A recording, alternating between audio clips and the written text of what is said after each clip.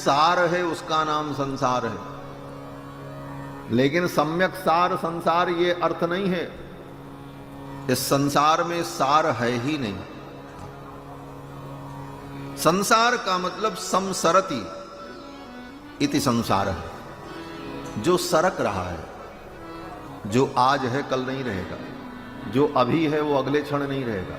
हर कुछ परिवर्तनशील है, हर कुछ बदलने वाला है, इसी का नाम संसार है। जहां स्थायित्व नहीं है उसका नाम संसार है। और इस असार संसार में हम अस्थायित्व ढूंढ रहे हैं, सब कुछ ठीक हो जाए, सब कुछ स्थिर हो जाए, लेकिन यहां कुछ भी स्थिर होने वाला नहीं है। तो फिर हम जो दौड़ रहे हैं, श्रम कर रहे हैं, बोले सब अंत में शून्य ही है, क्योंकि यहां कुछ भी ठीक नहीं हो सकता। जितना भी तुम सब व्यवस्थित करोगे सब बिगड़ जाएगा। भगवान आए, सब ठीक किया, सारी व्यवस्था बनाई, धर्म की स्थापना कर दी। कथा में हम लोग सुनते हैं कि यदा यदा हि धर्मस्य ग्लानिर्भवति भारत अभ्युत्थानमधर्मस्य तदात्मानं सृजाम्यहम्। आकर के भगवान ने सब कुछ ठीक किया। क्या ठीक रहा? भगवान के जाने के बाद सब बिगड़ गया।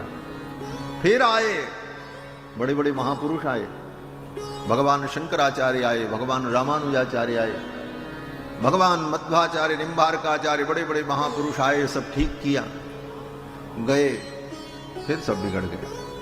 यहां कुछ भी स्थिर नहीं। इसी का नाम संसार है। संसरति इति संसार है, जो सरक रहा है, परिवर्तनशील है। ऐसे संसार में बहुत ज्यादा सब कुछ ठीक करने के चक्कर में भी नहीं पड़ना चाहिए। अपने को ठीक कर लें वही ज्यादा अच्छा है। अपने को ही हम ठीक कर लें, अपना कल्याण कर लें, यही सबसे बड़ी बात है। श्री सूत जी महाराज कहते हैं कि असारे संसारे विषय विषसंगाकुलधियः क्षणार्धम क्षेमार्थम पिबत सुखगाथा तुलसुधाम। हे संसार के प्राणियों, इस असार संसार में व्यर्थ में इधर उधर मत भागो। किमर्थम व्यर्थम भो ब्रजसी कुपथे कुत्सित कथे। तो क्या करें? कहते हैं क्षणार्धम, थोड़ी देर, आधा क्षण ही सही भगवान की कथा सुनो। किस लिए? बोले अपने कल्याण के लिए। क्षणार्धम क्षेमार्थम। क्या सुने? बोले सुनो मत। पिबत शुक गाथा तुलसुधाम। अमृत के समान जो गाथा है, शुक गाथा, इसको पियो, इसका पान करो। थोड़ा भी समय निकालो, थोड़ा भी अगर सुनोगे तो कल्याण हो जाएगा। एक घड़ी आधो घड़ी, आधो में पुनियाध, तुलसी संगत साधु की हरे कोटि अपराध। आधे क्षण भी संतों का संग मिल जाए तो जीवन बदल जाता है हमारा। सूत जी कहते हैं कि देखो, ज्ञान से मुक्ति मिलती है, कर्म से मुक्ति मिलती है,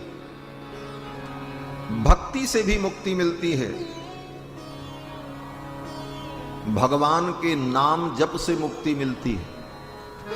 किसी तीर्थ में जाकर के पड़े रहो, कुछ मत करो, अयोध्या, वृंदावन, काशी, कुछ मत करो, पड़े रहो, भजन भी मत करो, लेकिन ये प्रतिज्ञा कर लो कि हम धाम से बाहर नहीं जाएंगे।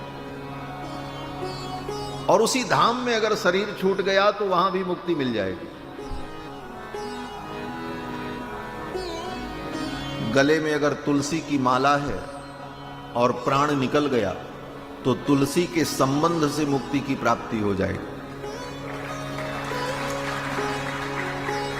मत्थे पर तिलक लगा हुआ है और प्राण निकल गया तो उस तिलक की महिमा से तुम्हें मुक्ति की प्राप्ति हो जाएगी। ये सब शास्त्र में लिखा हुआ है। आपके घर में अगर शालग्राम भगवान की नित्य पूजा होती है तो उस घर के किसी भी कमरे में कोई व्यक्ति मर जाए उसको मुक्ति मिल जाती है। ये शालग्राम की महिमा है।